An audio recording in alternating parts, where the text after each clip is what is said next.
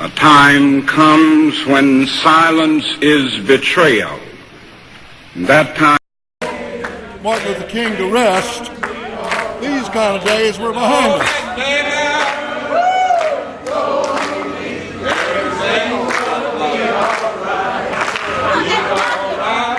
I didn't know I was going to be 53 years old and fighting for Brown versus Board of Education and the Voting Rights Act of 1965.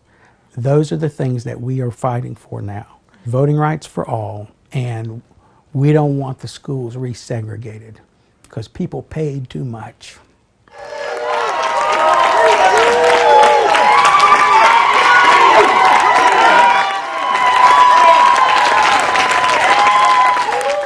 Before the Civil Rights Movement. We fight, we fight, we fight. What do we do when they mess with workers' rights? We fight, we fight, we fight. What do we do when they mess with health care? We fight, we fight, we fight. As long as we have breath, we do what? We fight, we fight, we fight. North Carolina is supposed to be a place, according to our mottos and our sayings, where the weak grow strong. But now the strong are preying on the weak. Those in power in the North Carolina legislature are trying to disempower and dismantle organizations of working and poor people that unite us across race, gender, ethnicity, sexuality, and abilities to act and speak collectively against the injustices we experience on our jobs and in society. At this time, not only do we not have a rising tide raising up our poor rowboats and fishing boats along with the yachts, we've got the folks on the yachts actively shooting cannonballs at the rest of the boats on the lake. These legislators are doing everything to increase the power of the employers to exploit, to mistreat, and to divide workers to increase their power. Voting is the cornerstone of democracy. When you have the systematic effort by the legislature in this state to undermine that fact, you remove the rights of the people of North Carolina. The things that you do when you're deployed abroad, at least you can say to yourself, things are okay at home. That's right. I didn't never think, after my military career, that I have to come and defend the Constitution of the United States and North Carolina against domestic enemy. And right now I want to send up the alarm among all veterans. That's right. That when you raise sales taxes on the working poor, you're raising taxes on veterans. Yes, sir. When you cut unemployment benefits, you hurt your veterans, Yes, people sir. who deployed Yes, sir. for you.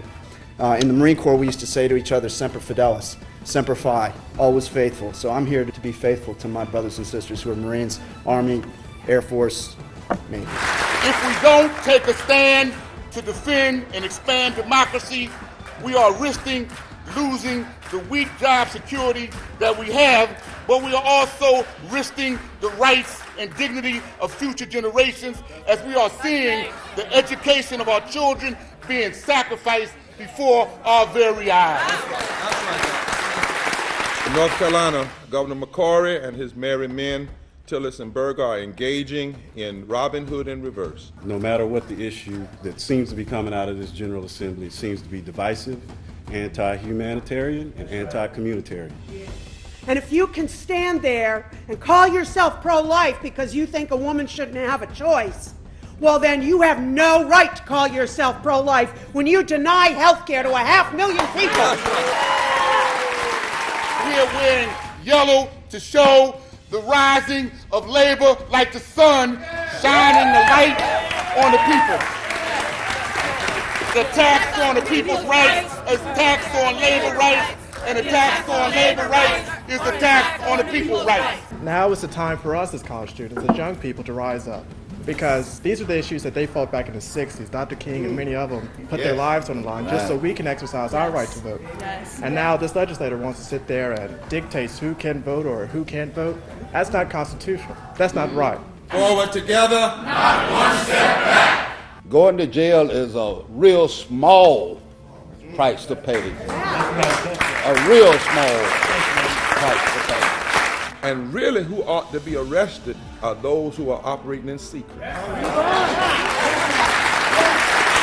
Because the Constitution says secret political society, secret lobby, secret influence are dangerous to the liberties of a free people, and in our Constitution, it says it shall not be tolerated.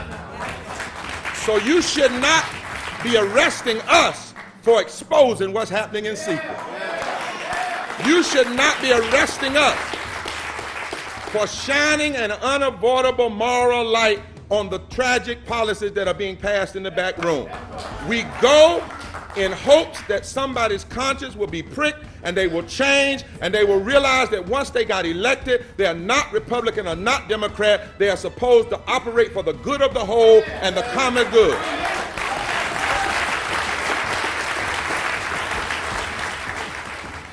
There's a job to be done, and as we walk to our house that we built and paid for, remember the God we worship loves the poor, is on the side of the widow and the orphan, who told us to love our neighbors as we do ourselves. So let us go. And the Lord bless you and keep you. The Lord makes his face to shine upon you and be gracious unto you. The Lord lift his countenance upon you and give you peace. And may the Holy Spirit go with you now and forevermore.